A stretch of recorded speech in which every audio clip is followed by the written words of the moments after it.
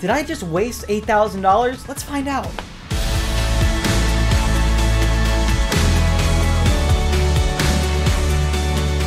All joking aside, let's relax a little bit. I just invested $8,000 on my brand new baby, my Canon 1DX Mark II. Here she is. She is the love of my life. Seriously. Out of all the products and stuff like that, so much shit went into purchasing this. So much work, so much kissing ass, so much like nasty things I had to do, but I finally was able to purchase this. I'm in love. Okay, but seriously, all joking aside, this was an investment. I am shooting this video right now on the Canon 1DX Mark II. I previously shot all my other videos on this guy, my 70D. Just look at her. She is old, an outdated model. She shoots 1080p. APS-C sensor. She does a good job. I kind of still like her image, but she's old, man. She's old. I got it when it first came out. I've done so much client work on this. I've done so many personal films on this. I've just beaten this shit up out of this thing. I love it, but it's not 2017. Why did I get a brand new camera? You probably think, Manny, you're in college. Rent out this cameras you have at school. First off, I can't do that. The school I go to doesn't have a film program. Second off, I have clients right now that want me to shoot 4K, that want that high quality image, and I simply can't deliver. It's bananas to me, and I hate the fact that I can't tell them. I lost too many clients saying I can't shoot 4K. I said, oh, I can just rent it. They get scared of budgeting. I try to hold their hands. No, they just completely 86 me, which means to get rid of me. I work personally with other production companies, and it's so embarrassing when I have to use their other camera because I don't have a camera that shoots 4K or shoots up to their standards. It's seriously just, oh, it's ugly. I'm losing money not having a good camera like the Canon 1DX Mark II. Now you're probably thinking that's a $6,000 camera. How do you spend $8,000? I'll get more into that later. But you're thinking, that's $6,000. Why didn't you go with the Sony that's $2,000, $3,000? Canon has the most amazing dual pixel autofocus in this entire market. It cannot be beat. It is insane. Canon 70D has a better autofocusing system than any Sony camera out there right now on the market, even the Sony A9. It's like I can't do it, and I love video work. I suck at focusing, which is kind of a problem that I need to fix, but I'm doing a lot of run and gun stuff that's just by myself. I can't pull focus when I'm on a Steadicam. I can't pull focus when I'm doing this right now. I seriously don't have the budget for someone to pull focus or for doing more than one people. That's why I need this camera. It was like a no-brainer. Another thing why I got the Canon 1DX Mark II is that it takes pictures. It takes such beautiful images that are just wow. Wow. When I started playing with the photos in Lightroom, it blew my mind. Sorry, it blew my freaking mind. It was, oh my god, the highlight recovery on this camera is out of this world. I'm gonna have tutorials and videos about it coming up soon, but whoa, was it. People that I work with are trying to get me out of buying this camera because it's so expensive, but you have to do what's in your gut, and you have to do what you think is going to be best for your future and for your investment. This is an investment on my future. Seriously, it is.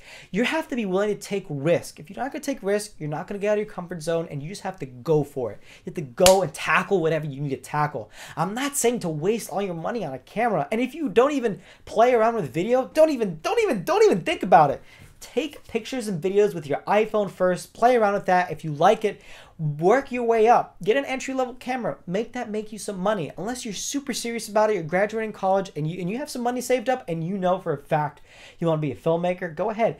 Buy a nice, expensive camera and just go market around and just go crazy. And another thing too, people's like, you should spend your money instead on lenses. It's gonna tell your story better. And I agree with you 100%. Lenses is what tells a story. But it's not what makes you money ultimately, because if you're not meeting those specs, those video specs companies want and the people that you work with want, who gives a flying rat's ass what lens you got? You can't even, if you can't even use it, what's the point about it? I actually own the Trinity set. So I have an ultra wide that's from 18 to 35. I have a 24 to 70 coming in the mail. I'll talk more about that later and when that comes in. I have my most favorite lens in the world, the 70-200 2.8 IS. It is, it's my second favorite camera to love. It is just, it's just magic. I can't say anything else about it. Now you're probably wondering, if I'm a filmmaker, why didn't I just wait for the Canon C200? Simply put, this takes pictures and I have a file that's more workable than the C200. That Cine raw light seems a little too much for me, and the ultrafine HD doesn't seem enough for me. So I decided to go with the Canon 1DX Mark II that shoots 4K, that has photos, that has really everything I need. And the most beautiful thing about this camera that I'm like, ooh, I gotta get more, I gotta get my greedy hands on, is the slow motion. Not only does it shoot 60 frames in 4K, but it also shoots 124 frames in 1080p. Priceless. Yeah, I know the GH5 does the same thing, and I know the new Evo does the same thing from Panasonic, but it's not Canon, and Canon has a beautiful color. You're probably wondering yourself, how did I spend $8,000 when this is a $6,000 camera? Well, I'll tell you right now, when you buy a camera, there's always hidden cost. You need that camera to go up and running. Like the C200 or the C100, you buy it, it runs out the camera right off the bat, but you still need certain things. First and foremost, super important, you need media cards. And this is only 2 media cards. I have 2 in the camera and I have 2 backing up right now. You need media. Like, you need to make sure when you're out in the field, you can dump. This is an amazing run and gun camera, but there's nothing to be run and gun when you can't even shoot or you can't even dump properly. So you got to make sure you have those right specs. You have to make sure you have a dumping solution, which I'll talk more about later. You need media readers. Not every single computer is going to be able to read your CFast and CF cards. So you need media readers. And all these things get super expensive. This 128 gig SanDisk card is almost $400. Think about that. $400 fucking dollars. That is crazy. It's well worth the investment because how fast and how reliable these things are, and they have lifetime warranty, which is a godsend. But they seriously are expensive, and they do add up because you need more than 2 of them. The ones that are 500 gigabytes are almost $1,000 freaking dollars. I'm gonna say that one more time. $1,000 just for media. I needed this camera to work. I couldn't just half-ass this awesome professional camera. I seriously needed to just get in there, tackle the problem. I'm gonna do a more in-depth review of this camera, a little cut back, some bloopers, some B-roll, but I just want to talk about it, why I spent so much money. Should you spend so much money? Well, I'm going to be making a video soon about going from an APS-C entry-level camera to a Super 35 professional high-end camera. I've never seen a video about it before, so I'm super excited about it, and I can't wait to see you guys' feedback on it. So stay tuned, like and subscribe. I really appreciate you guys coming and watching this video and spending a little bit of time with me. Let me know your thoughts. Have you guys bought any new cameras? Any cameras that you're excited for? Well, thank you so much. Kiss, kiss.